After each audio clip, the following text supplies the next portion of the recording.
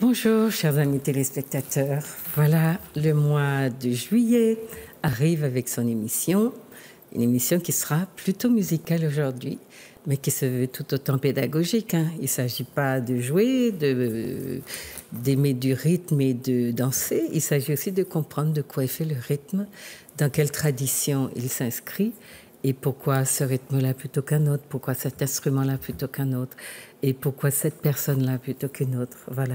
Donc j'ai beaucoup de plaisir à recevoir cet après-midi un invité qui est de passage. J'ai appris sa présence à la Martinique accidentellement, et donc je me suis dépêchée de l'inviter. Je ne sais pas s'il est prêt, mais en tout cas il va jouer le jeu. Il s'appelle Ali Boulo Santos Sissoko, qui est griot et joueur de kora. Bonsoir, Monsieur Sissoko. Bonsoir tout le monde. Bonsoir l'Afrique. Bonsoir Martinique. Badi Maninkolu ananka moy lalu mbal kontonna mang le nuyu de len sante len gërëm. D'accord. Je suis sûre que vous avez compris. Et il y a aussi Haïti, les États-Unis, le Canada, tous les gens de la diaspora qui s'intéressent à ce que j'appelle notre culture, même si elle a des déclinaisons un peu spécifiques du fait qu'elle s'est développée de manière intrinsèque ou endogène dans les lieux de déportation de nos ancêtres, mais ça reste une racine commune puisque nous nous retrouvons dans ces airs-là, dans ces musiques-là, dans ces rythmes-là. Voilà.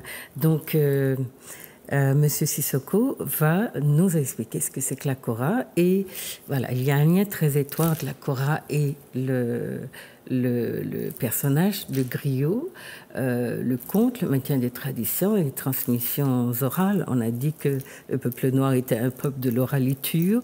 Je ne partage pas tout à fait cet aspect-là, puisque le peuple noir a inventé l'écriture aussi. Donc voilà, mais on parlera de tout ça avec monsieur... Donc, je vous répète son nom, Ali Boulo Santos Sissoko.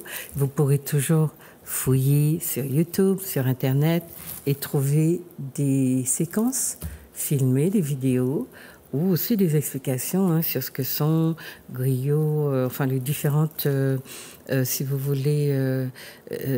j'appelle ça institution, parce qu'on est dans le domaine de l'anthropologie, de l'ethnologie, un peu de sociologie, on va parler de la modernité. Et c'est tout cela qui nous permet aujourd'hui de comprendre comment l'Afrique change, mais aussi comment elle va à l'encontre, ou bien comment ces enfants de la diaspora reviennent à elle, et comment se crée le lien, qu'est-ce qui change dans la façon qu'on a, la façon commune peut-être qu'on a eu d'envisager la musique peut-être, et sa fonction, puisque vous savez qu'en Afrique, la musique n'était pas destinée forcément à l'amusement, même si elle y a contribué. Elle avait plutôt une dimension sacrée qu'elle a gardée dans beaucoup de régions. Voilà. Donc, avec vous, donc c'est par Nicolas. Nicolas, vous allez vous présenter. Bonsoir. Bonsoir. Donc, je m'appelle Nicolas Pierrel. Pierrel. Moi, je suis un élève, l'élève d'Ali. Voilà. Voilà, c'est mon maître. Donc, il m'apprend à jouer la kora depuis une dizaine d'années. D'accord. Donc, on va analyser un petit peu le lien maître-élève, parce qu'il est toujours un peu complexe. Et il y a le dicton qui nous dit que l'élève dépasse le maître. Donc, il faut qu'on sache comment vous allez gérer ça aussi, quand l'élève dépassera le maître. Et puis, de chez nous, on a Gabriel Sibrelis, que beaucoup de gens connaissent, qui est musicien, qui crée beaucoup d'ailleurs.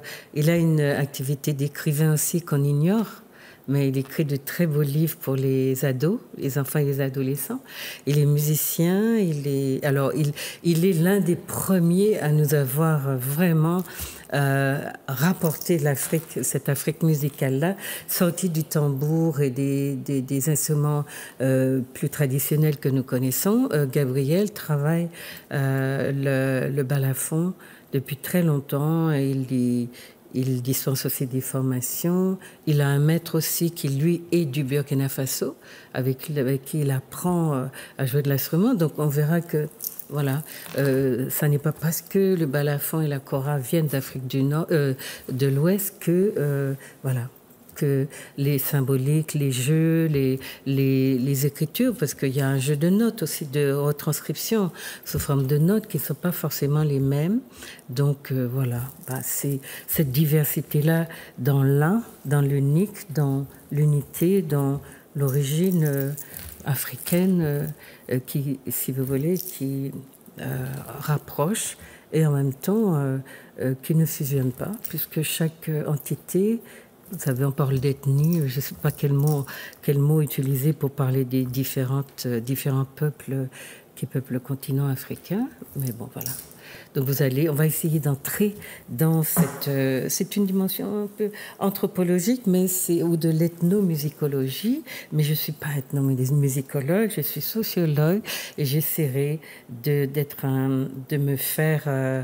jouer la naïve, de me faire un peu l'avocat du diable aussi, pour que nos spécialistes vous informent véritablement de l'histoire et l'intérêt de tels instruments et l'intérêt de s'intéresser à ces instruments-là. Alors, donc on va commencer par Monsieur Ali Bongo Santo Bulo Santo Sissoko. Pourquoi est-ce que votre nom est si long? C'est mon nom d'artiste. D'accord. Voilà, Ali Bulo, ça veut dire les mains en haut, en l'air comme ça. Ali Bulo Santo. Santo, c'est en haut. Ali Bulo, c'est les mains. Santo, c'est en haut. Sissoko, c'est mon nom de famille. Oui, parce que j'ai trouvé que vous faites partie de la nouvelle génération, mais on ne parle de vous qu'en termes de Ali Bulo Santo. Hein? Donc on n'a pas mentionné Sissoko, mais j'avais entendu Sissoko, donc je l'ai gardé. Voilà, alors dites-nous un peu, on va essayer d'affiner le questionnement à mesure qu'on avance, mais d'abord, on va décrire l'instrument, c'est une kora, comment est-ce que vous appelez ça? Je suis Kora Fola. Kora Fola, voilà. D'accord. Kora Fola, ça veut dire le jour de Kora. Joueur de kora. Kora Fola, d'accord. Alors dites-nous un peu de l'instrument. L'instrument, je suis Kora Fola, je suis un griot. Je suis né dans une famille de griots. Mon arrière-grand-père et jusqu'à mon grand-père, jusqu'à mon père, jouaient la kora. Ma mère chantait. Je n'ai pas fait l'école française écrite. Je fais l'école de la kora, que mon père qui m'a appris oralement. Je me suis démerdé pour parler français comme ça, donc voilà.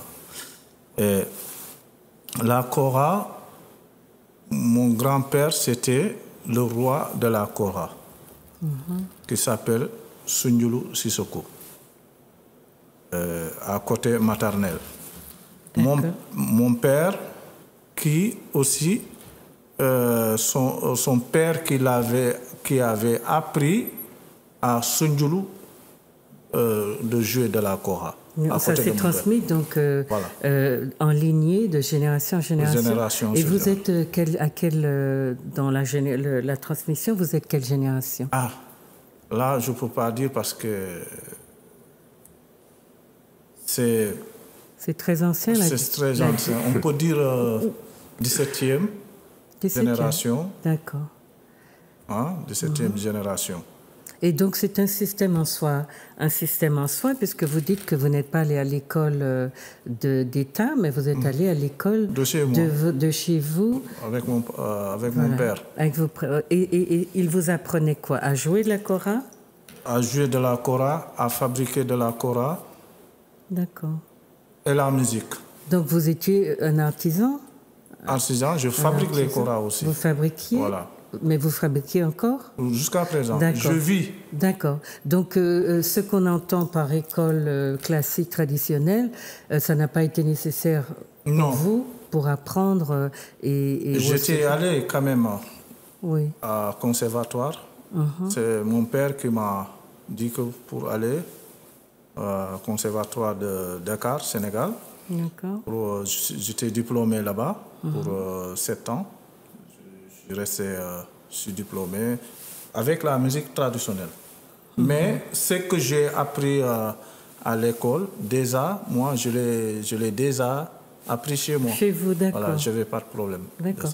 Ça veut dire qu'on peut ne pas naître griot et apprendre et le devenir par apprentissage en passant par une école comme celle que vous venez de mentionner? Pardon? On peut ne pas naître dans un milieu de griot et désirer apprendre la kora? Bien sûr. Et puis? Voilà le cas. Il y a Nicolas qui est là. Il y a beaucoup de griots, même qui jouent de la kora. C'était pas aligné dans la kora. Peut-être c'est des griots balafon ou c'est des griots tam-tam, percussion, ou guitare. Voilà, parce que dans la famille de griots, c'est comme une université. Il y a des matières. Comme chez moi, il y a le balafon, il y a des percussions. Je joue aussi des percussions. Il y a des bolons, l'instrument bolon. Il y a la kora. Et il y a des personnes qui rencontrent des histoires, qui apprennent pour rencontrer des histoires. On dit des contes, voilà. Oui, j'ai vu. J'ai trouvé 2 contes. Donc il y a des personnes qui viennent pour jouer seulement. Il y a des personnes qui viennent pour chanter. Donc voilà, chez moi, comment. Et qui est-ce qui vous apprend, par exemple, si vous êtes spécialisé, c'est ce que je comprends, vous êtes des artisans, ça se fait par transmission quand vous êtes né griot de père en fils, ou alors vous allez dans une école, une sorte d'école spécialisée, et que vous vous spécialisez dans un domaine, le chant, la kora, le tambour, c'est bien ça là? Voilà. Oui? En fait, si je comprends, d'abord, il faut naître griot. Papa, maman, ce sont des griots et arrière-grand-père. Donc, on ne devient pas griot. Il faut naître griot. Voilà, ça n'a rien à voir. Quelqu'un qui n'est pas griot, qui peut même jouer la kora plus que le griot, plus fort. D'accord. Voilà. Donc, on va voir ce qui distingue le griot du joueur de kora. Parce qu'on a 2 niveaux. On a le griot qui est korifola. Korifola. Et on a celui qui est joueur de kora, qui apprend, parce que c'est un instrument qui l'intéresse. Oui. Donc, on associe bien à dessin, kora et griot. Voilà. Il y a bien une fonction spécifique qui allie le fait d'être griot avec beaucoup de responsabilités et le fait d'être simplement joueur. Alors, c'est Nicolas qui vous a fait venir à la Martinique, c'est bien ce que j'ai compris? Oui, c'est ça. Voilà. Et vous-même, Nicolas, vous êtes joueur de... Donc, vous apprenez. J'apprends la kora, c'est ma passion. D'accord. Ça fait 14 ans. Oui. Et à l'origine, je suis allé au Mali apprendre. Et puis ensuite, j'ai rencontré Ali. Et c'est là d'ailleurs que j'ai compris que la kora en fait venait du Sénégal et non du Mali, parce que dans notre imaginaire, c'est vrai que le Mali, il y a eu un grand empire et du coup un rayonnement aussi culturel très important. Mais c'est vrai que la kora est plus originaire des régions côtières d'Afrique de l'Ouest, donc du Sénégal, de la Gambie, de la Guinée-Bissau. Et voilà, et Ali m'a accepté en tant qu'élève, parce qu'on ne peut pas non plus aller prendre des cours de kora comme ça, où ça se fait, mais on ne va pas apprendre grand-chose. Par contre, quand un maître nous prend comme élève, là, on peut apprendre vraiment l'instrument, la tradition. Mais est-ce qu'un griot a le pouvoir de décider de prendre quelqu'un comme ça comme élève? Oui, parce que vous sortez un peu des traditions, de ce qui se faisait, non? Non, je sors pas. Mais c'est normal. Si quelqu'un veut apprendre la kora, et c'est sérieux, ce qu'il veut, ça le tient au cœur, je ne vois pas. Il faut l'apprendre. Sinon... Non, la question c'est, est-ce que dans la façon dont les traditions se transmettent et de la façon dont les rôles sont joués, est-ce que vous recevez par exemple votre don et puis vos qualités par votre naissance? dans votre naissance. Oui. Par les parents et transmission. Est-ce que vous êtes libre de disposer de ce don-là comme vous voulez? Oui, bien sûr. D'accord. Oui, il n'y a pas... Mais c'est pour cela que je suis là. C'est pour cela que je suis là. Hein, pour, je peux dire... Non, parce que vous parlez d'école. Il y a aussi des écoles qui apprennent à jouer de l'instrument. D'accord. Voilà. Alors, comment vous étiez au Mali, c'est ça? Et vous avez eu envie... En fait, c'est à la Martinique. Il y a le Ballet National du Mali qui est venu en 2005. Qui est venu, d'accord. Moi, je jouais des percussions à l'époque. J'étais déjà allé au Mali. C'est là que j'ai acquis une kora. Et le vieux qui me l'a vendu m'a dit fais attention, c'est pas n'importe quel instrument qui est là.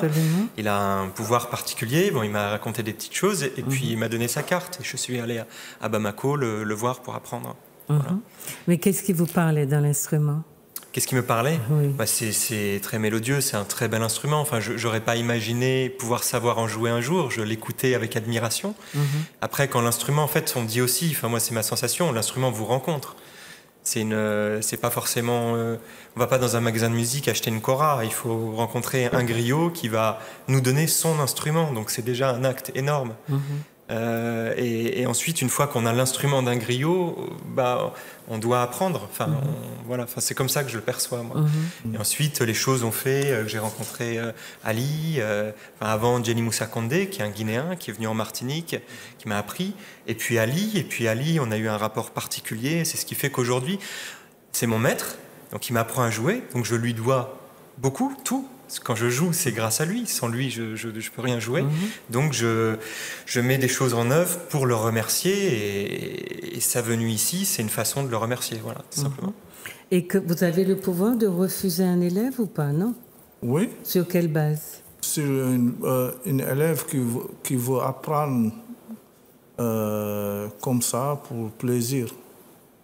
Oui, mais c'est ce que veut Nicolas. Pas ce plaisir-là. Parce que lui, il va faire une carrière. D'accord. Voilà. Tu sais, il y a des personnes qui viennent jouer la kora parce que c'est beau. Oui. Voilà. Oui. Et moi, ça, c'est pas mon truc. Alors, c'est quoi votre truc? C'est quelqu'un qui aime la kora, qui respecte, qui le travaille. Donc là, parce que si c'était ça, aujourd'hui, je suis un millionnaire.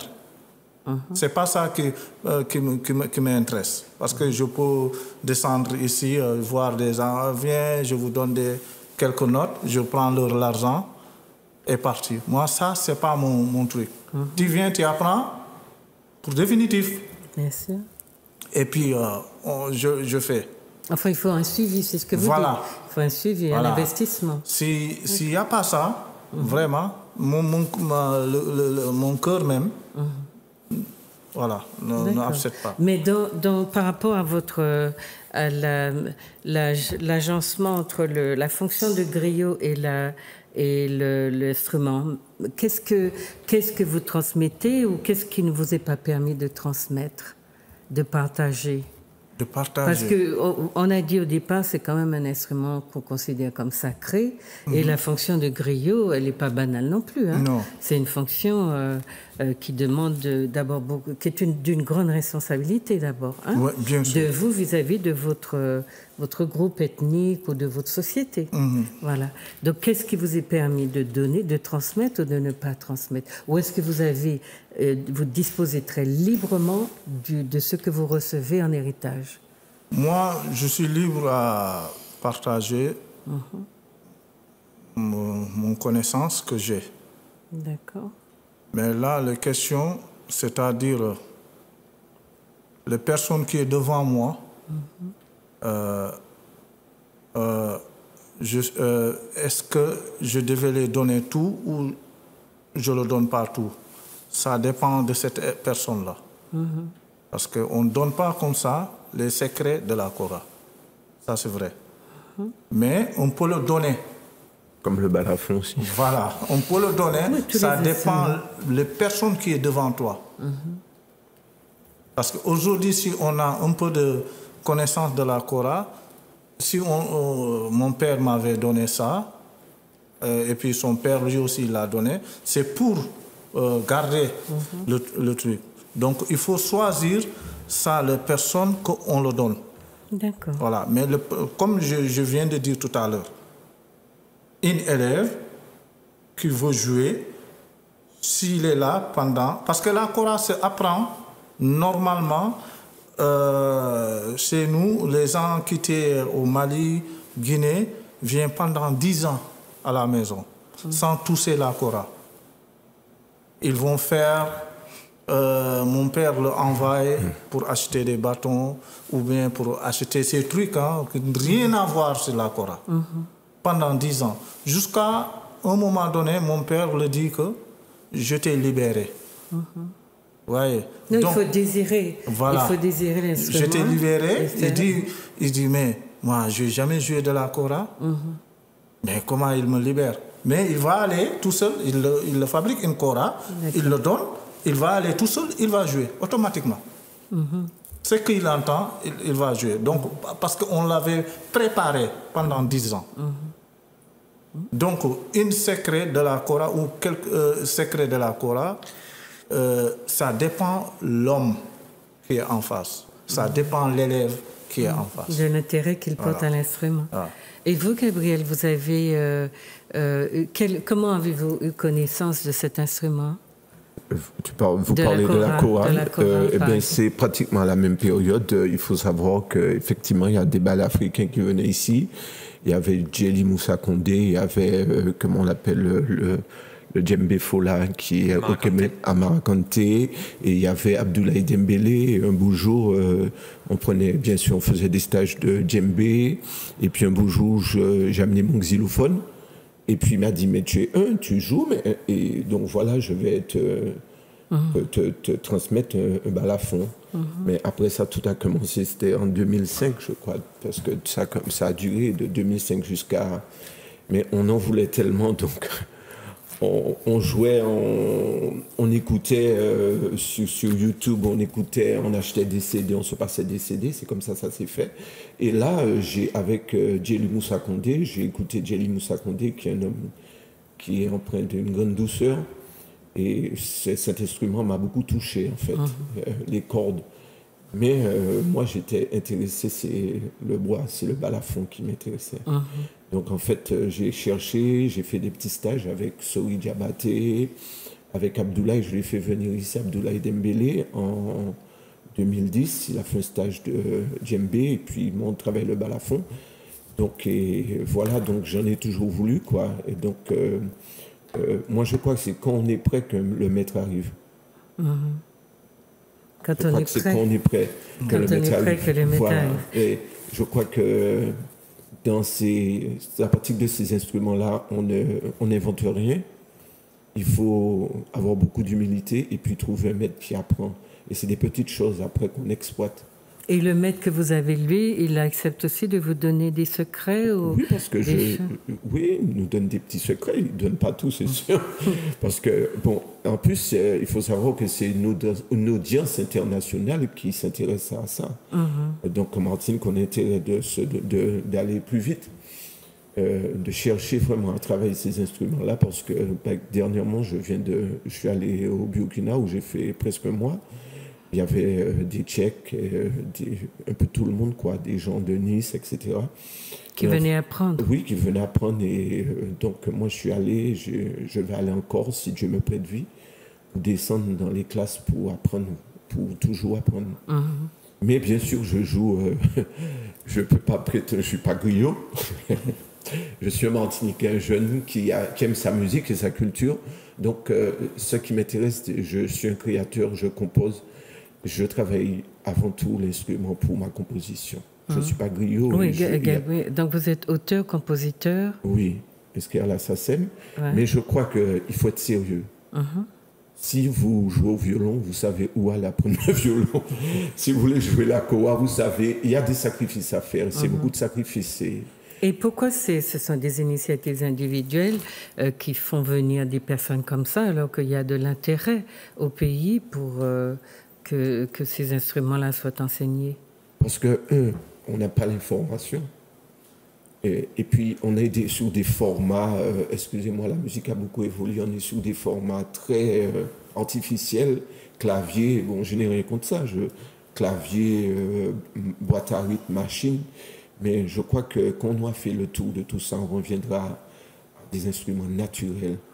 Parce que je crois que ces instruments-là, c'est bon, non seulement c'est thérapeutique, ça nous guérit, et ça raconte une histoire. Moi, je crois que c'est l'intérêt, c'est peut-être aussi c'est ce que Nicolas ressent, c'est le fait que les sonorités, elles ont quelque chose qui vont toucher l'âme des gens et qui font qu'on ne reste pas insensible, effectivement, au son d'une kora.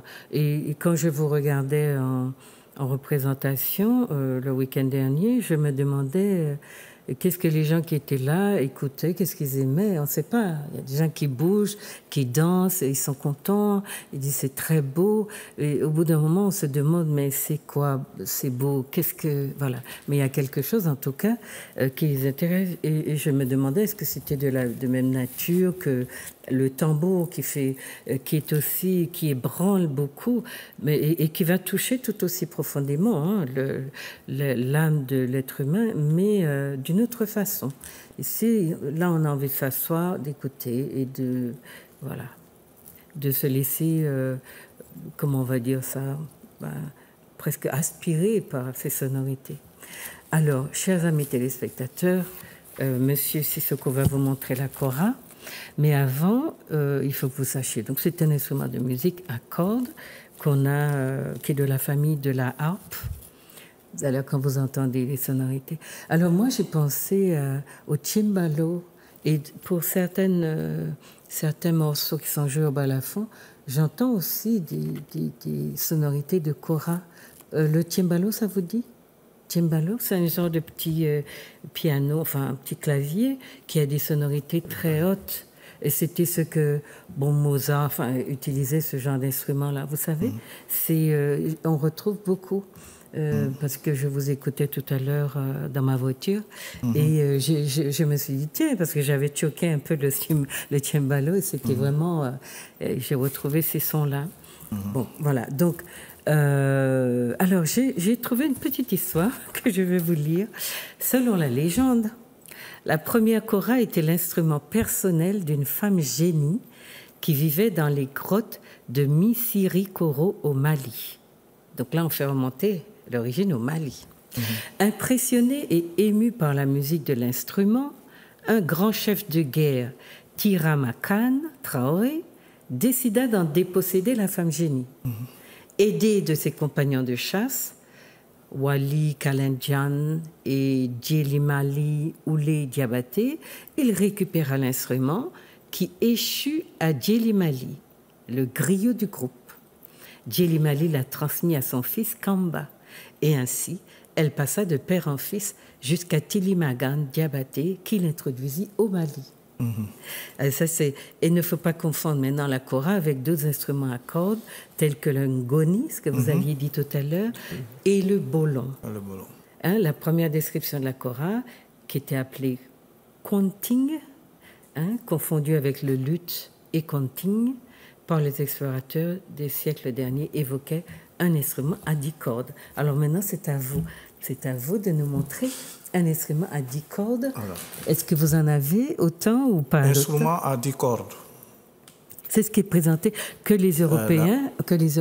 Voilà. La kora, c'est à 21 cordes. 21 cordes. Voilà.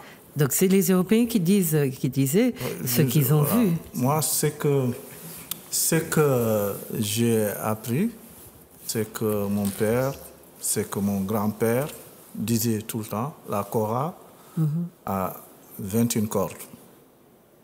Donc, et la kora vient on peut dire Guinée-Bissau.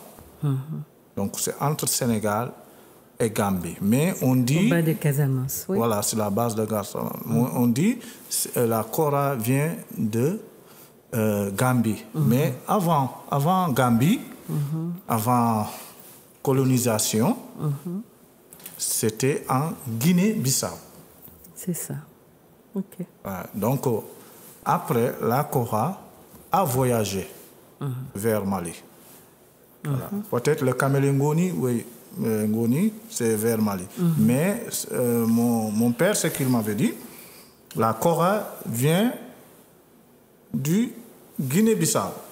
Donc, on a des accords différents qu'on utilise. Donc, 21 cordes, et puis on peut aller jusqu'à 25 cordes. OK. Donc, en Casamance. Voilà. Ben, tout à l'heure, vous allez nous dire comment on joue de la kora. Est-ce que vous avez des partitions? Est-ce que vous voulez déjà montrer un peu à votre public? OK. Ça, c'est une kora moderne. C'est pour Nicolas. Oui. Mais il y a cette kora. Voilà. La kora. C'est la classique? C'est classique est né comme ça, avec 21 cordes. 21 cordes. Et ça, c'est accord en diatonique. On dit, il y a syllaba, l'accord, il y a tumara, et il y a sauta, et il y a hardin. Ce sont quoi? Des accords? Les accords de la kora. Des accords de la kora. Les accords de la kora. Exemple, syllaba, je vais vous décrire ça. Exemple, comme sur le piano, c'est les blancs. D'accord. Il n'y a que... les notes blanches, voilà, les touches. D'accord. Les touches blanches. D'accord. Et si on va à sauta, il y a une touche noire. D'accord. Si on va en tumara, c'est mélanger les touches noires et le truc blanc. C'est comme le balafon de cette Michel-là. OK. Voilà. Mais la kora, la kora est née en tumara. D'accord. C'est le premier accord. Le premier accord. Voilà, le mélanger comme ça. Après, on a fait syllaba. Syllaba, ça veut dire la grande route. Voilà. Si on accorde comme ça, tu peux aller, voilà, pour changer tes accords. Ça dépend de l'usage qu'on veut en faire. Voilà. Ça dépend de la musique que tu joues. La musique et puis l'événement qu'on accompagne peut-être. Voilà, oui, c'est ça. OK. Exact. D'accord. Alors, donc ça, c'est la version simple, classique. Voilà. Celle que vous avez en main. Voilà. Là. Est-ce que les téléspectateurs voient? Voilà, ils voient ça. Oui. Là, vous voyez. Est-ce qu'on peut voir le corps? Faites monter. Ça, c'est le corps. Voilà. Plus haut, voilà. Vous voyez, il y a une seule fer ici qui tient toutes les cordes. OK. Donc ça, c'est des bois.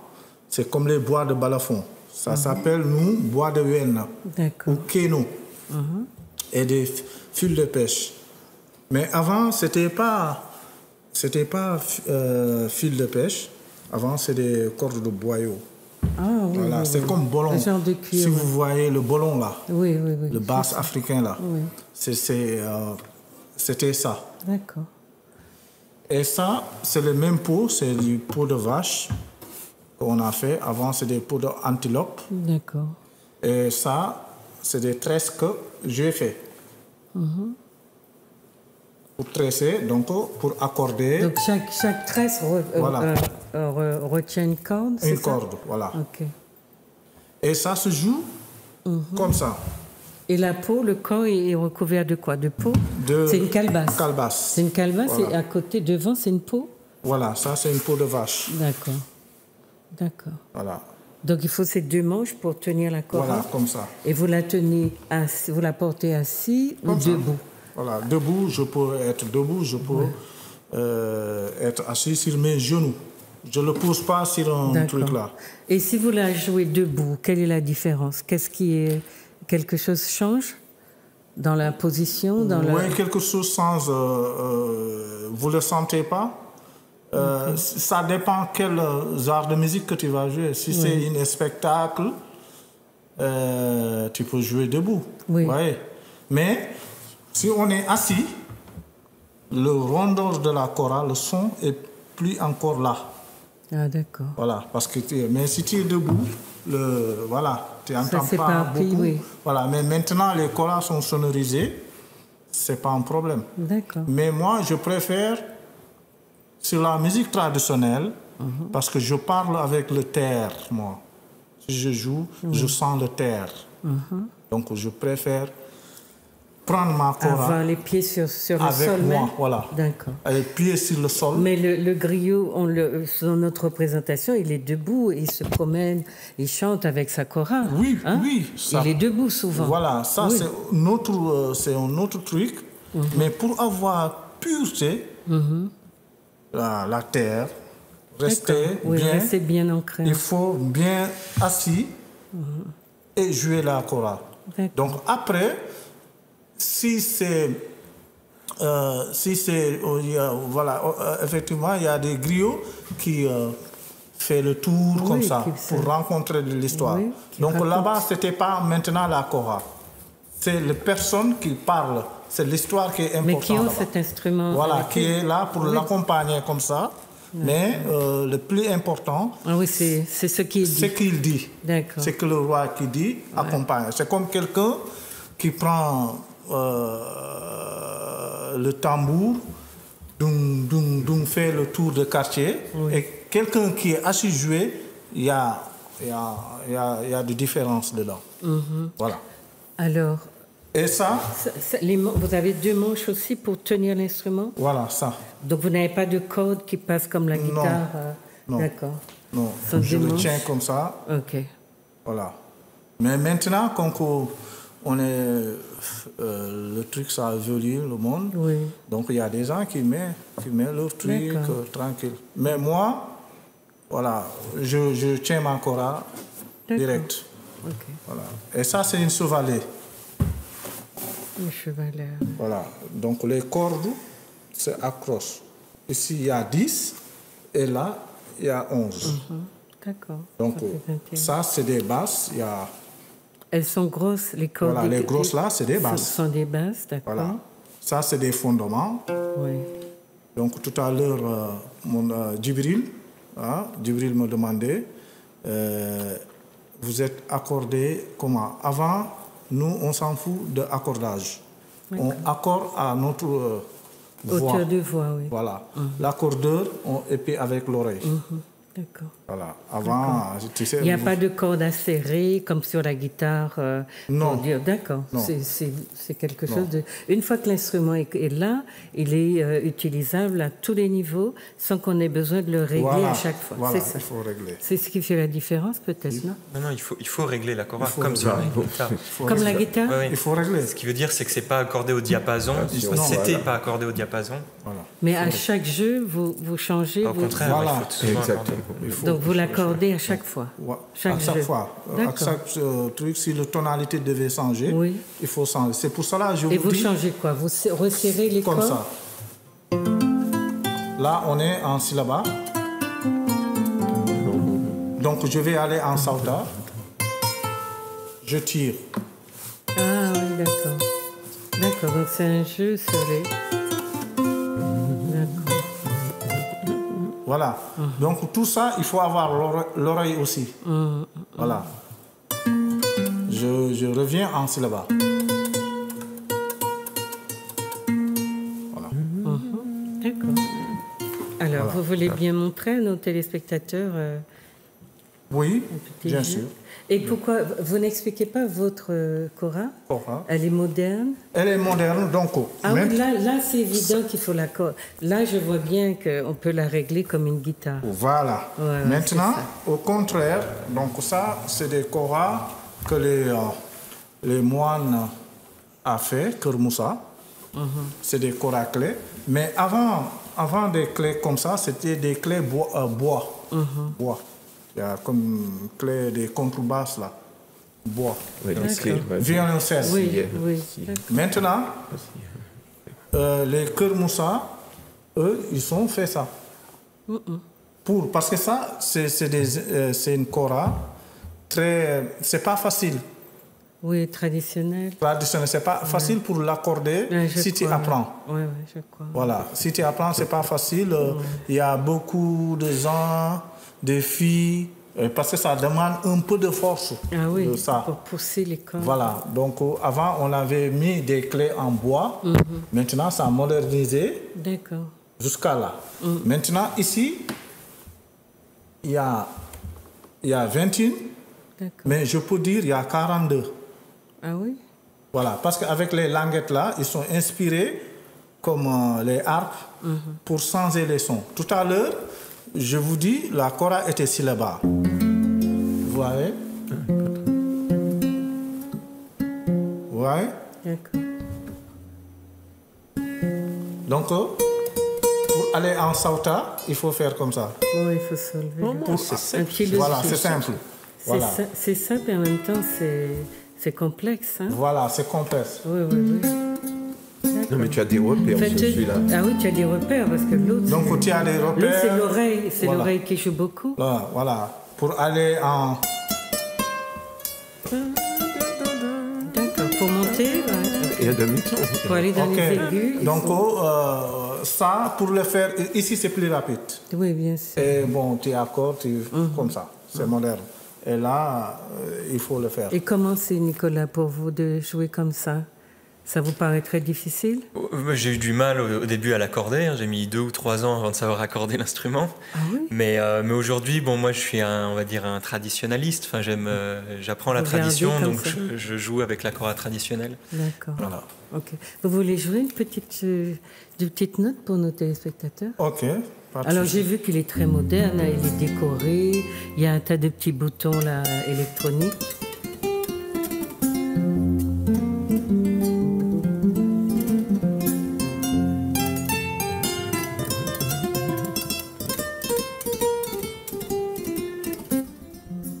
Je vais vous jouer une chanson qui s'appelle Aladji Bambo Bojang, donc qui était quelqu'un qui était vraiment social pour le peuple guinéen, gambien, qui donnait à nous, qui aidait beaucoup les personnes. Parce que les griots, c'est comme ça, c'est garder l'histoire. Ils gardent l'histoire, ils chantent, ils donnent des hommages. On va parler voilà, de tout à l'heure. tout ça. D'accord.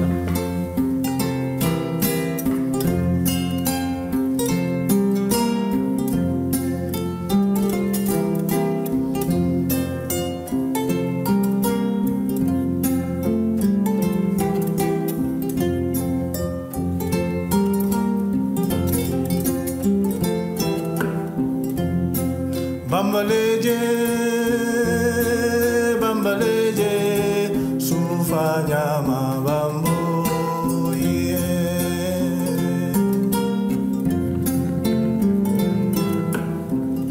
Alimene bambo kumbo, alimene bambo kumbo, alatala e bambo tale. Bambaleje. Bambaleje, sufanyama bambo ye.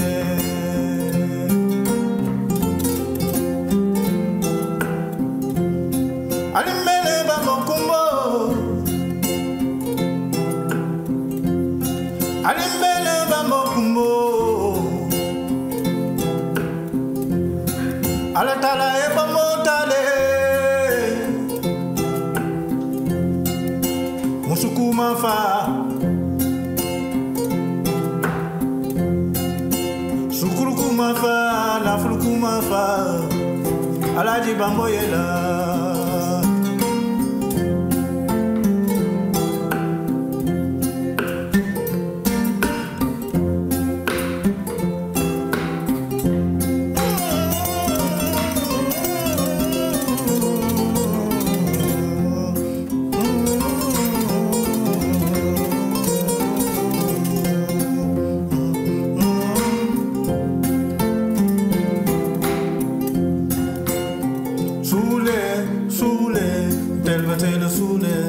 Sénégal.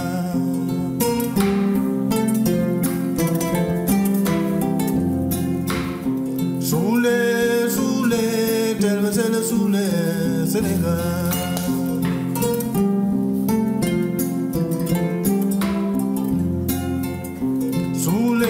Soulé, tel c'est le soulé, Africa.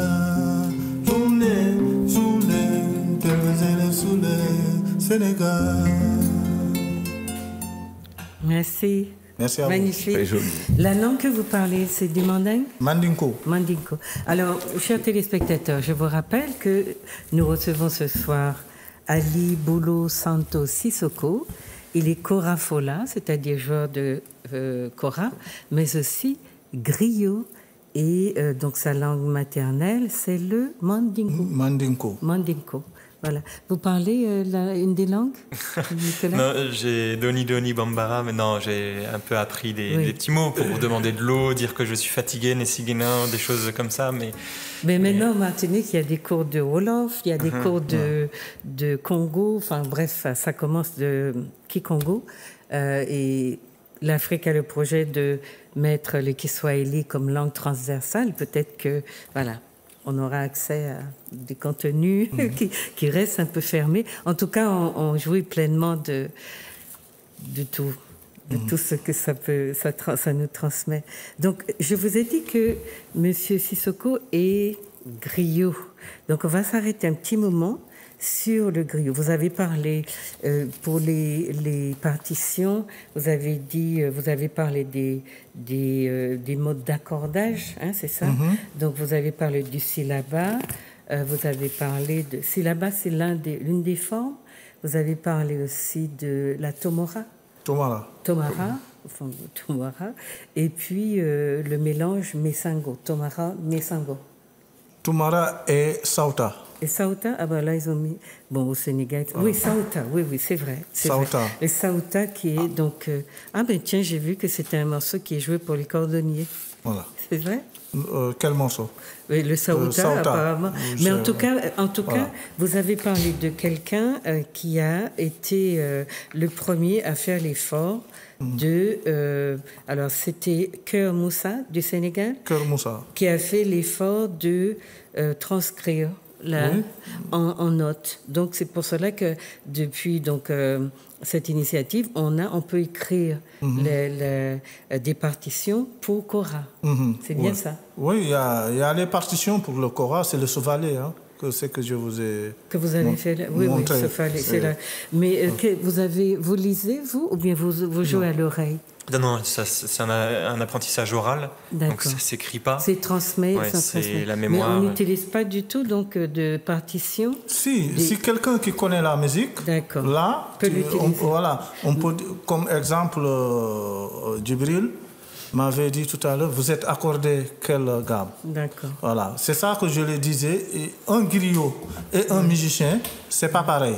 D'accord. Hein? Donc je lui ai dit que je suis accordé en fa majeur. Mais un griot ne te dit pas que je suis accordé, il ne sait pas. C'est ça. Lui, il joue. Il le fait automatiquement. D'accord. Voilà. Donc on peut très bien être un très bon joueur de kora sans savoir lire les partitions. Non, moi je ne sais pas lire les partitions. Hein. Oui, mais c'est un peu... Nous, on a produit beaucoup de Voilà, parce que nous, on nous apprend oralement. On joue. Tu écoutes, tu joues. Si ça ne va pas, on te mime. On reproduit, en fait. Voilà. D'accord. Et d'ailleurs, j'ai remarqué des gens qui sont musiciens, des fois, sont bloqués dans l'apprentissage de la kora, parce qu'ils veulent absolument transcrire en musique occidentale. Et du coup, c'est un peu compliqué des fois. Voilà.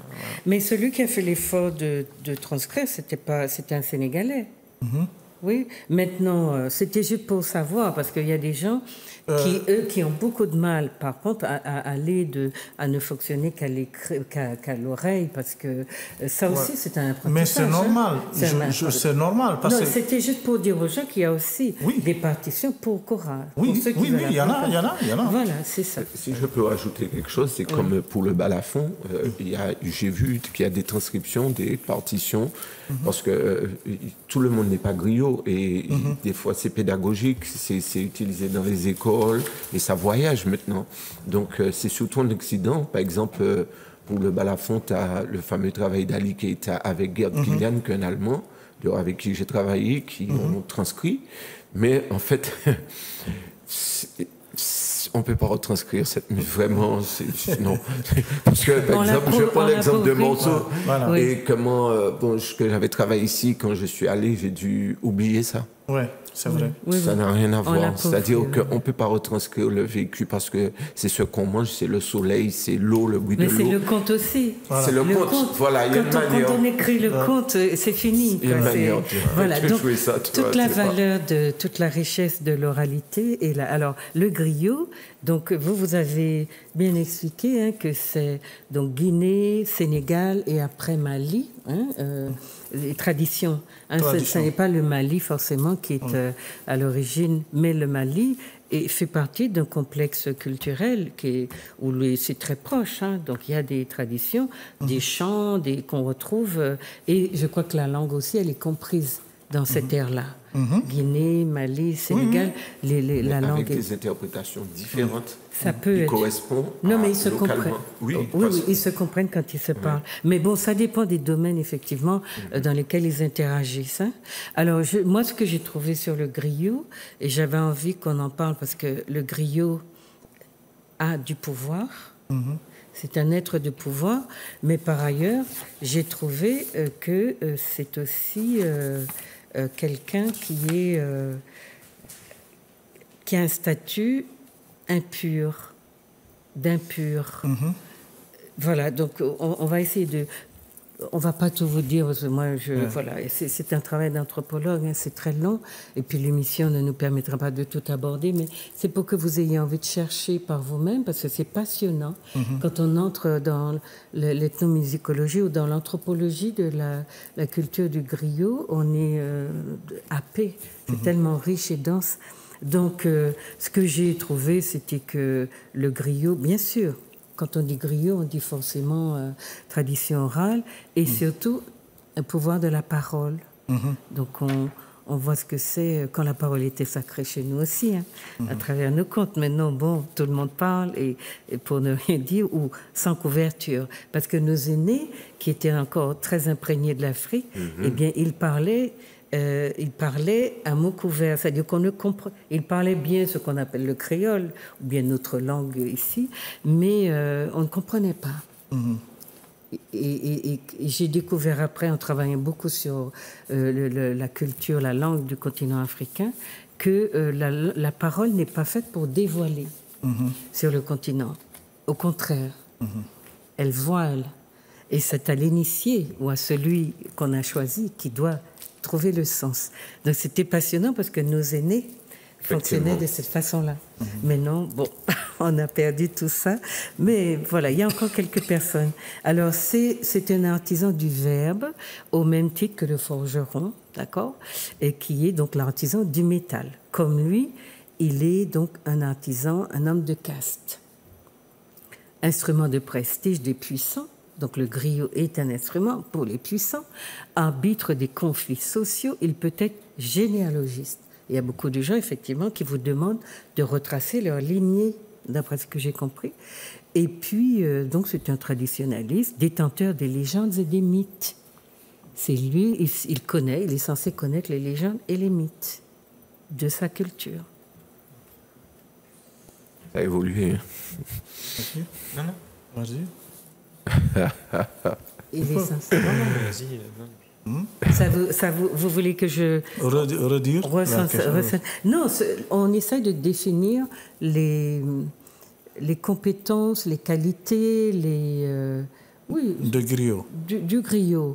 Et ce qu'on dit, donc c'est d'abord quelqu'un, un maître de la parole, mais c'est aussi quelqu'un qui est l'instrument des puissants, des nobles, puisqu'on a vu, quand on dit qu'il est impur, on dit souvent qu'il n'est pas un homme de caste comme les nobles, qu'il est, au contraire, utilisé par les nobles, donc il fait partie de l'échelle, dans l'échelle de la base inférieure des nobles qui l'utilisent pour justement pour valoriser leur pouvoir, tout ce qu'on veut.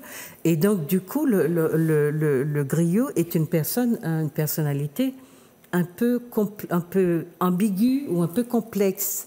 C'est pas tout à fait l'homme de pouvoir qu'on nous présente traditionnellement, mais en même temps c'est bien un homme qui a beaucoup de pouvoir parce qu'il a le pouvoir de conserver ou de reconnaître, de préserver les généalogies en les redistribuant, en les disant aux gens. Les généalogies, c'est-à-dire qui est ton grand-père, ta grand-mère, ton arrière-arrière. Donc tout ça, c'est dans les lignées. Il a aussi le pouvoir d'arbitrer les conflits sociaux. Ouais, bien sûr. Il peut être un homme de paix, un intermédiaire, un sorte de médiateur. Enfin, il a beaucoup, beaucoup de fonctions. Et dans la société mandingue, qui est la vôtre, on dit qu'il est, comment dire, il parle il a le pouvoir à travers sa musique, d'exercer sur ceux qui l'écoutent, une influence, je pense qu'on l'a vu aussi, qui s'exerce à des degrés différents, hein, selon les degrés de hiérarchie sociale qu'il a, dans lesquels il va pénétrer. D'accord ? Donc c'est une personne qui a énormément de pouvoir et qui officie comme communicateur traditionnel en Afrique de l'Ouest. D'accord ? On dit aussi qu'il peut jouer le rôle, avoir les fonctions de historien, de conteur, de chroniqueur. Il raconte la vie par séquence de son groupe humain, musicien. Et c'est avant tout le détenteur de l'art de dire du bien ou du vrai dire. De dire le bien ou le vrai dire. Voilà. Et bon, voilà, on dit, il y a beaucoup de choses. Il maîtrise la parole. Ça fait de lui un initié des temps qui vise l'affirmation de la conscience identitaire de l'Africain. Il est une mémoire. Voilà, il préserve des choses. C'est pour ça que je parlais tout à l'heure un peu de secret, afin de l'accompagner vers une meilleure appréciation. Bon, voilà. Donc, de par son savoir et sa maîtrise, et j'ai vu aussi que il a le pouvoir de préserver. Enfin, c'est lui qui joue des instruments mélodiques, un peu comme. Et c'est lui qui éventuellement détient le savoir sur ces instruments-là aussi. Donc ça fait beaucoup de choses pour un griot. Ça fait beaucoup de choses parce que le griot, c'est un homme de paix d'abord. Oui. Il est plus que de noble. Parce que les gens voyaient une façade seulement, le griot joue, on vient leur donner l'argent. D'accord. Et c'est pas ça. Des fois même, c'est les griots qui donnent l'autre avant de rentrer sur la scène. Parce que je sentais les louanges et je sais que vous n'avez pas l'argent. Avant de monter sur scène, je vous donne l'argent pour te honorer. D'accord. Donc le griot est plus... il est dans la société pour ressembler. Rassembler tout le monde. Oui. Si je peux dire un petit mot. Oui, c'est-à-dire la fonction des griots a beaucoup évolué. C'est-à-dire que vu que la structure sociale en Afrique politique a évolué, il n'y a plus des grandes royautés. Il faut savoir qu'il y a beaucoup de types de griots. Il y avait des griots populaires et des griots royaux, des griots qui étaient à la cour du roi qui racontaient l'histoire. Et il y a des griots aussi qui étaient près du chemin, qui jouaient aussi pour le peuple là vraiment. Et maintenant, qu'est-ce qu'on voit? Les griots dans une commune, ils font la promotion de leur pays et ils font vivre beaucoup de gens. D'accord. C'est des écoles de musique, on peut dire que c'est des universités qui sont là. Voilà. Et pas seulement écoles de musique, puisqu'ils ont des compétences dans le social, dans la généalogie, dans l'anthropologie, l'histoire. Mais mais on est bien d'accord. La question, c'est justement comment, dans l'Afrique urbanisée, comment dans cette Afrique qui s'urbanise, le griot arrive à jouer son rôle. Et vous qui êtes un jeune griot, est-ce que ça ne pèse pas? C'est pas une charge très lourde pour vous? Mais bon, si je suis né comme ça, d'accord. C'est pas une charge. C'est très lourd financièrement des fois parce qu'il y a beaucoup, comme je dis, il y a beaucoup d'enfants qui ne sont pas griots aujourd'hui, qui viennent chez moi, qui vivent chez moi. Tout ça, c'est moi qui devais gérer dans le quartier, des fois. C'est moi qui gère. Vous êtes comme un maître d'école, vous devez... Comme éducation. Qui fait des éducations en même temps. Donc, ça veut dire que chez vous, il y a aussi de l'espace pour recevoir... Oui, c'est l'école. Là, si vous voyez, si vous partez chez moi, là, il y a 50 personnes. Eux, ils ont fait l'Afrique. Et pas la même famille. Peut-être c'est des autres qui viennent. Pour qu'on apprenne la kora ou le balafon ou le djembé. En plus, on le nourrit. Oui, c'est ça, il faut les nourrir. Donc, alors, à quel moment, quand on vous dit que le statut du griot est impur, c'est-à-dire qu'il est dans un système de caste, mais il est utilisé par les nobles, qui entretiennent avec lui un rapport un peu d'infériorité. Vous comprenez ça? Oui. Nicolas comprend ça. Oui, mais je pense que c'est historiquement aussi où le griot accompagnait le puissant. Il chantait ses louanges. Il chantait ses louanges. Après, alors je me trouve, sous le roi. Moi, je me rappelle au Burkina Faso être arrivé dans un village où m'a présenté le roi. C'était un paysan avec sa daba, avec sa houe, et je me suis incliné. Mais c'était quelqu'un de très simple. C'est pas forcément le roi dans son château comme on voit dans l'imaginaire occidental. C'est un titre, et ce roi, il est respecté. Il a son griot, donc voilà. Oui, il a sa fonction. Voilà. Mais c'est dans cette aujourd'hui, est-ce que on a cette fonction-là qui s'est maintenu, c'est-à-dire que un homme, enfin on est quand même au Mali, au Sénégal, dans des systèmes de caste. C'est bien de là que sont partis, que c'est parti ce système. Et Cheikh Anta Diop l'explique bien aussi.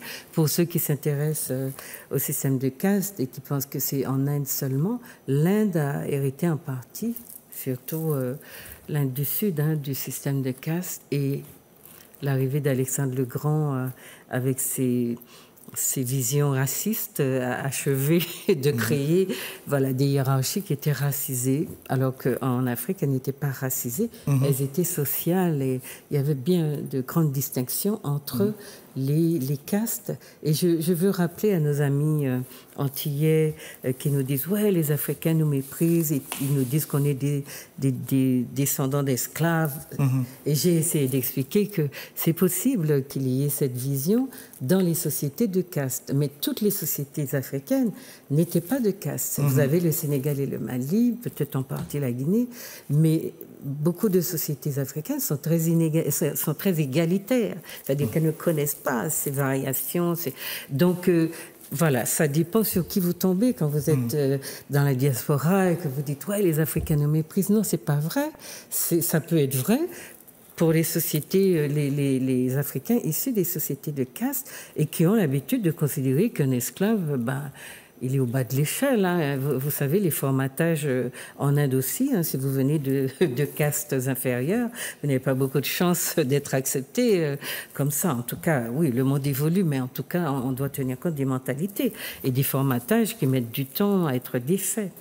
Voilà, donc sur la question des griots, c'était juste pour vous dire, vous donner quelques éléments pour que vous sachiez que un griot, c'est pas un conteur, c'est pas seulement un conteur, c'est pas seulement quelqu'un qui a une bonne mémoire. Je sais que dans la vision occidentale, le griot ne peut pas jouer la fonction mémorielle qu'on lui prête, parce que pour les Occidentaux, la mémoire est défaillante.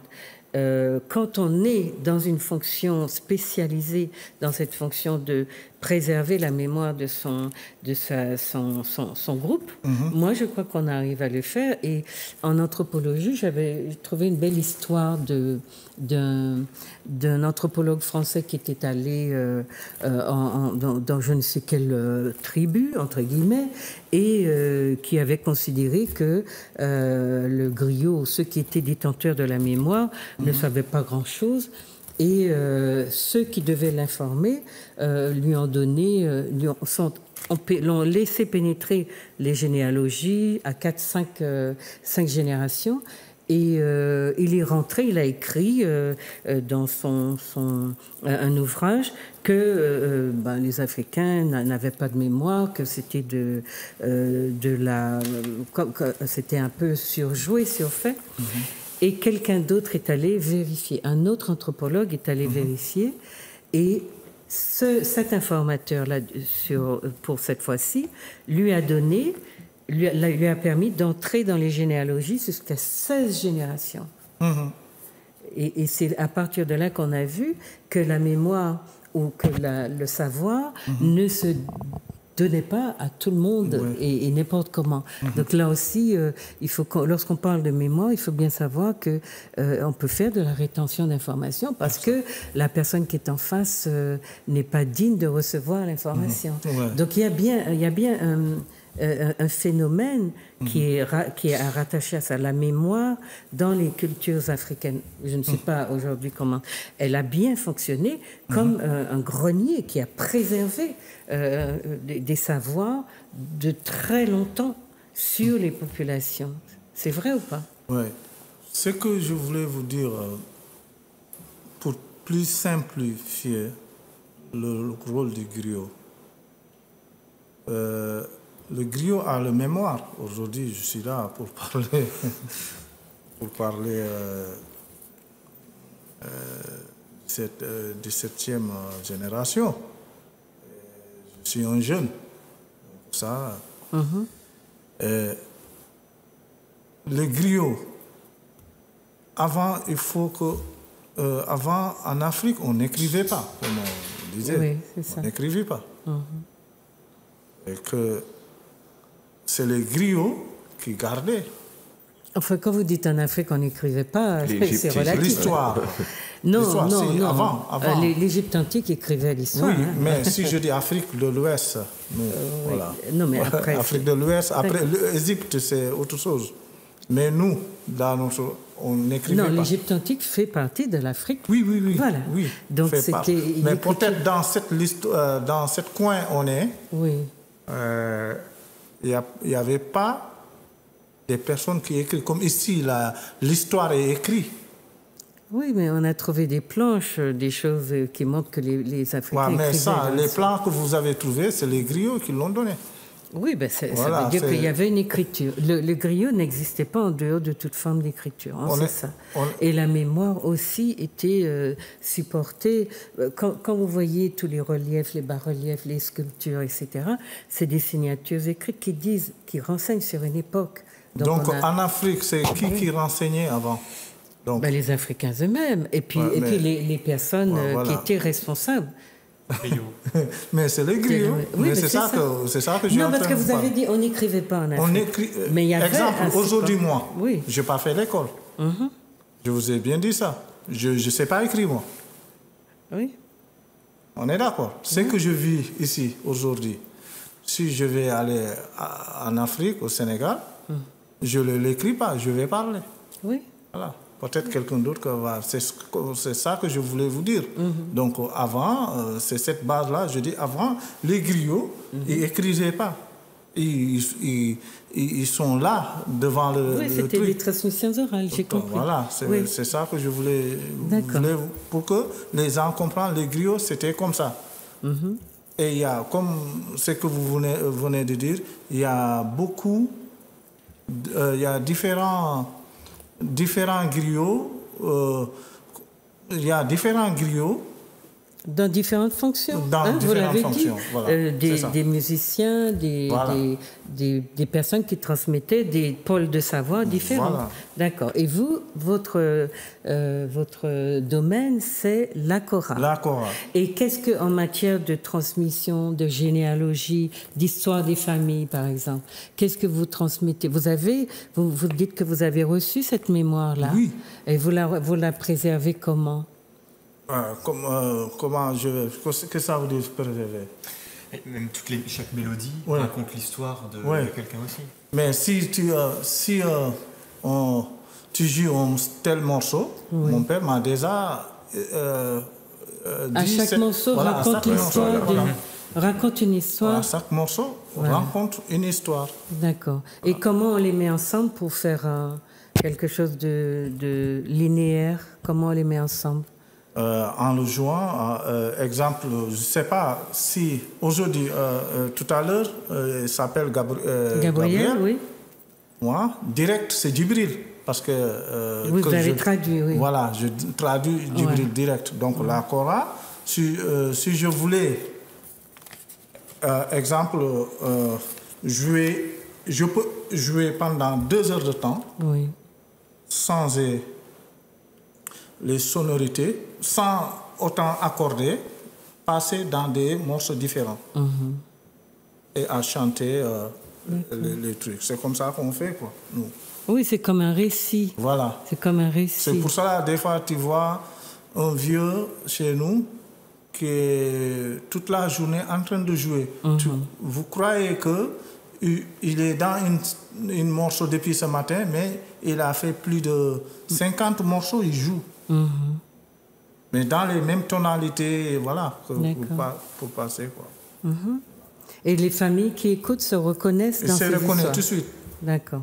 Dès qu'ils touchent le corps, tout de suite, ils se reconnaissent. On sait que... Voilà, ils savent. D'accord. Même s'ils ne parlent pas, même s'ils ne chantent pas. Qu'est-ce que tu disais? Non, c'est la même chose que le balafon. Je comprends exactement ce qu'il dit. C'est-à-dire que déjà, chaque morceau a un sens. Et puis, il y a des temps. Il y a des temps où, bon, avant, il y avait les moissons, il y a des mariages, il y a tout ça. Il y a des morceaux qui correspondent à des temps et qui expriment des choses très fortes. Et en fait, qui ponctuent la vie sociale, en fait. Qui ponctuent la vie sociale, qui racontent même des combats. Parce que c'est un peuple qui est très fier. Attention. Et on m'a parlé de Jimmy Kouama, cette femme eh bien, il y a un morceau, Jimmy, que j'ai écouté sur YouTube par un jeune qui joue, et j'ai voulu savoir plus. C'est Jimmy Kouama, c'est quand je suis allé au Burkina Faso, j'ai su que c'était une femme qui a mené la guerre contre les hommes et puis qui a changé l'histoire, le cours du Burkina Faso. Donc en fait, nous on vient avec... on ne connaît pas, on ne sait pas, donc on doit être très prudent. Et en fait, tout a un sens. Chaque morceau amène des fois d'autres morceaux. Jiriba, ce n'est pas la même chose que Tiriba. Et donc, on doit apprendre ce langage-là. C'est-à-dire que c'est écrit, mais d'une manière, pour moi, c'est une écriture. C'est pas forcément une écriture. Non, mais ce qu'il dit là, c'est une écriture. C'est une écriture. Et cette écriture-là, elle est faite par l'instrument. C'est-à-dire le cahier serait en fait les cordes de l'instrument qui racontent. Mais ce que je découvre là, c'est qu'en fait... nous, on a une manière, à l'occidental, puisqu'on est éduqué comme ça, d'envisager les choses. Et je me rends compte de la somme d'erreurs qu'on doit faire quand on essaye de trouver des équivalences ou de transposer des cultures africaines dans la modernité occidentale. Parce que ce que Ali est en train de dire là, ça a du mal à trouver j'allais dire, une assise dans ce que moi je lui raconte, parce que je comprends bien que je travaille à l'anthropologie, à l'occidental, et que lui, il a une autre manière de dire. Donc moi, tous les anthropologues occidentaux qui nous ont nourris, je me demande de quoi ils nous ont nourris, parce qu'on voit bien qu'il y a des choses qui ne peuvent pas s'écrire à l'occidental, ou même entrer dans cette réalité-là à l'occidental. Hein? Oui. Et juste un mot par rapport à la représentation et à l'instrument, la kora. Enfin, moi, ce que je trouve extraordinaire, cet instrument-là, il date du XIIIe siècle. C'est une époque à laquelle, justement, l'Occident, en France, voilà, c'était les guerres de 100 ans, la peste noire. L'Empire du Mali, au XIIIe siècle, il rayonnait sur toute l'Afrique de l'Ouest, c'était énorme. Ils ont certainement découvert les Amériques, dans des chroniques. Et c'est un instrument, quand les gens, même qui ont des a priori sur la culture africaine, entendent, c'est un instrument classique, c'est un instrument merveilleux, et qui nous rappelle ces temps-là. Mais qui a donné naissance à la machin, là. Non, d'ailleurs, c'est pas qui a donné naissance. La harpe, elle est africaine aussi, la harpe. En tout cas, ça nous rappelle que l'Afrique, a une histoire aussi, justement, et a une histoire, mais énorme. À cette époque, c'était le commerce du sel, c'était hyper important. Exactement. Au Moyen-Âge, le sel, c'était l'or, et c'était eux qui maîtrisaient ça. La découverte de Tarana, avec l'empereur Moussa, qui est allé en Amérique avant Christophe Colomb. Non, on a maintenant des livres qui sont écrits pour nous raconter toute cette histoire, donc on sait. Mais ce qui nous intéresse là, puisque vous êtes là, ici à la Martinique, peut-être pour pas longtemps encore, mais c'est entre griot et kora, qu'est-ce qui est encore, qu'est-ce qui se voit encore, qu'est-ce qui se préserve ou qu'est-ce qui s'est perdu, qu'est-ce qui se perd? Ouais, entre griot, parce que maintenant c'est... vous n'êtes pas qu'un prof de musique, vous n'êtes pas qu'un professeur. Non. Voilà. Maintenant c'est... moi, ce que j'ai ressenti, la kora, la tradition en train de disparaître. Oui. C'est ça. Voilà. La tradition est en train de disparaître parce que nous, je suis encore jeune, mais j'ai beaucoup côtoyé mon père qui m'avait appris et avec beaucoup de personnes âgées qui jouaient la kora. Mais la manière aujourd'hui qu'on joue de la kora, c'est autre chose. Pour moi, il est en train de laisser la tradition à côté. Donc, j'ai peur, moi.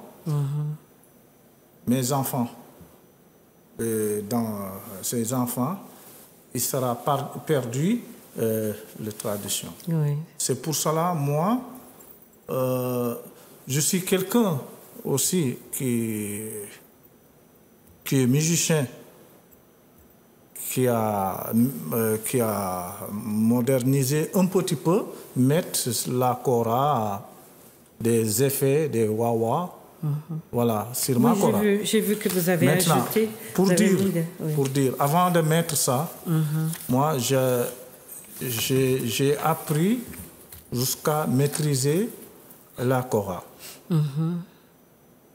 Et jusqu'à présent, je apprends. Mais j'ai maîtrisé la kora. Et vous la modernisez. Voilà, je suis allé pour mettre des effets pédales. Pédales wah-wah et flanga. Je suis le premier à le mettre. C'est ça.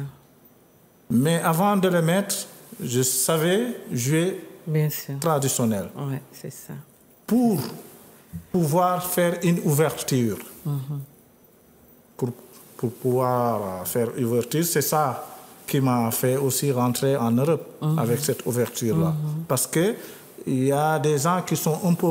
ils ne comprennent pas beaucoup la musique traditionnelle. Voilà. Ouais. Donc, moi, c'est pour cela, aujourd'hui, mon combat que je fais, avec mon connaissance, j'ai fait un album qui s'appelle Nunto. L'album Nunto. Oui. Voilà. Nunto, ça veut dire... Qui reprend les rites traditionnels. Voilà. Pour reprendre les musiques traditionnelles, pour les faire en CD, pour les gens, les personnes qui sont intéressées, apprendre ou intéressées avec le pur son. Mes arrière-grands-pères avaient fait ça, mais il n'y a pas un bon enregistrement. Le son n'était pas bon. Oui. Donc moi, aujourd'hui, c'est ça que j'ai peur. Toutes les jeunes qui viennent mettre leurs pédales, mettre des trucs, c'est vrai, improvisation ou leur composition. Mais d'abord, il faut comprendre la musique de la kora traditionnelle d'abord pour pouvoir faire ça. Ça prend des années. Oui, non, mais ça veut dire que vous êtes dans un rôle aussi de griot, c'est-à-dire de personne qui perçoit l'évolution, enfin les changements qui surviennent dans sa société et qui prend un peu les devants, qui prévoit un peu, puisque effectivement dans les villes, là aussi très urbanisées, où on perd leur contact avec le monde rural, le monde traditionnel, on perd aussi beaucoup de compétences, parce que ce sont des compétences qui s'en vont.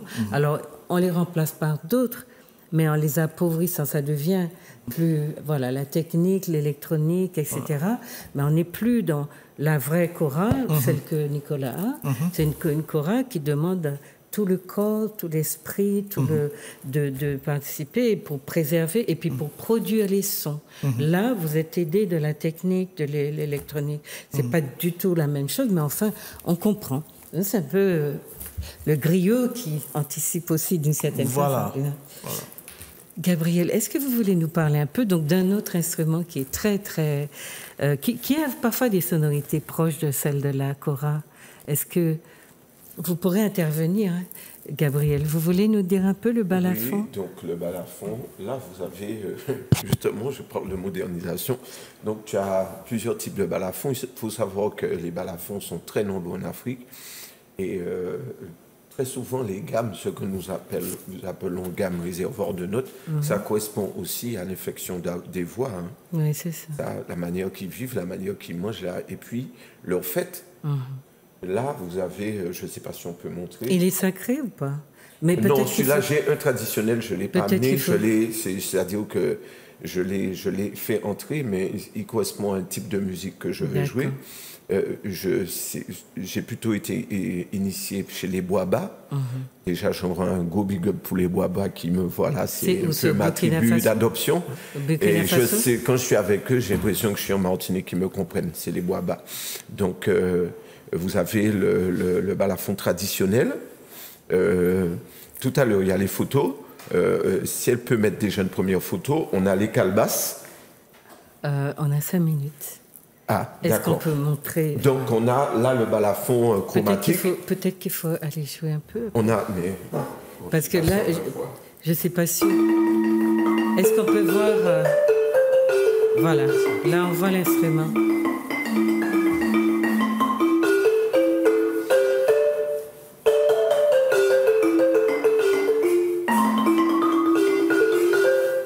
Ça, j'ai monté une gamme, on va dire, en la mineur. Il y a le balafon pentatonique, en fait... Ce sont des lattes de bois, en fait? Oui, c'est du bois et c'est l'ingéniosité africaine, c'est-à-dire que c'est monté avec du cuir mouillé. Monté avec du cuir mouillé et... C'est monté avec du cuir mouillé et quand ça sèche, c'est assez souple. Ça, c'est la première chose qui m'a étonné. Il n'y a pas de métal, il n'y a rien de métallique.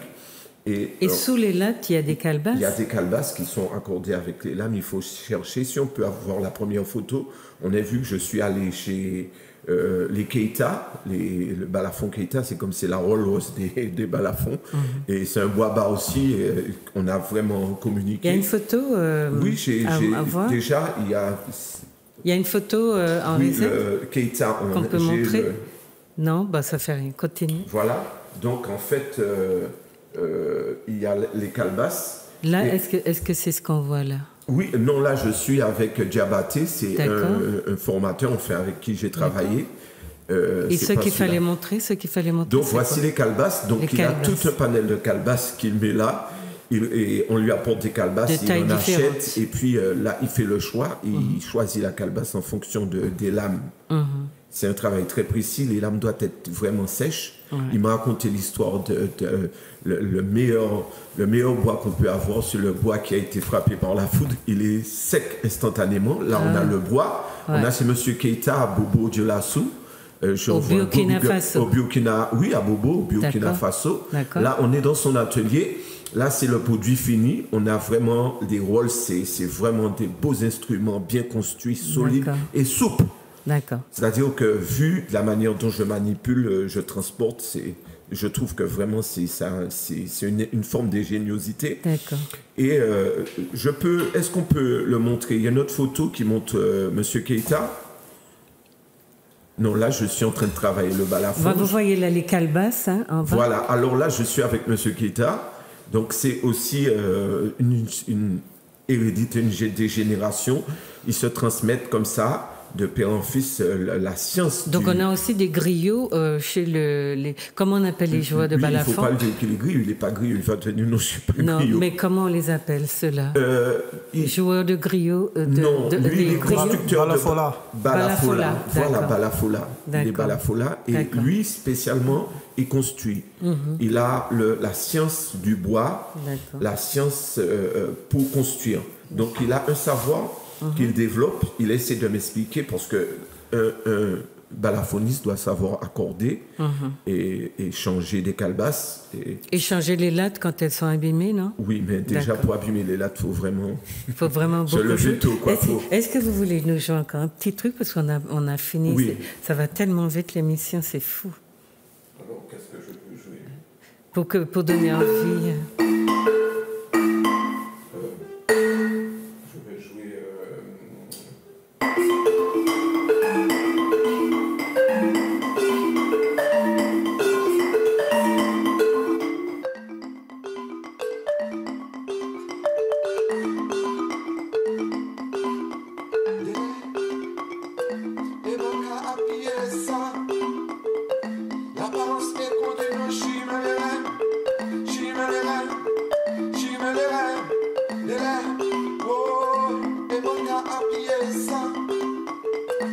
L'apparence fait continuer, chimé les rêves.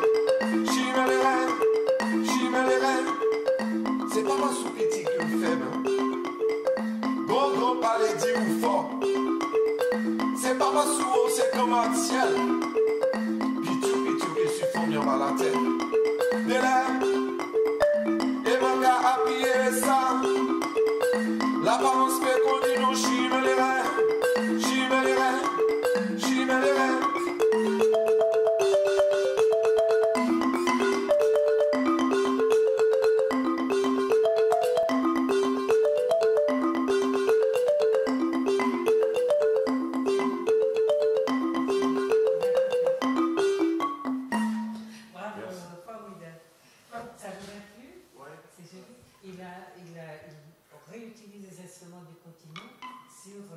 Avec notre langue et des choses du pays qui vous parlent aussi, non? Oui, bien sûr, ça me parle. Et puis, c'est comme ça, comme j'avais dit tout à l'heure, moi aussi j'ai pris les occidentaux, j'ai pris le pédale wawa pour le mai. Voilà. Il a fait contraire. Moi, je garde la même fonction, c'est celui que joue le balafon pour... j'ai une âme de conteur. C'est le conteur en Martinique qui est le griot est devenu le conteur en Martinique. Voilà. Et il y a plein de choses qui se retrouvent ici. Avant, on apprenait la musique à l'oreille. Il faut qu'on arrête. C'est à l'oreille ici. Ouais, mais on continue aussi. Il faut qu'on arrête. Aussi. Il faut qu'on arrête. Nicolas, vous improvisez aussi? Vous inventez des morceaux, non? Oui, alors moi je me concentre sur l'apprentissage de la kora traditionnelle pour l'instant. D'accord. Ben voilà. Dites au revoir à nos téléspectateurs parce qu'on a fini malheureusement. On vous aurait écouté encore des heures, hein. Ouais. Et c'est fini. Qu'est-ce que vous voulez dire? Un petit mot aux téléspectateurs? Ah oui. Franchement, je suis très content.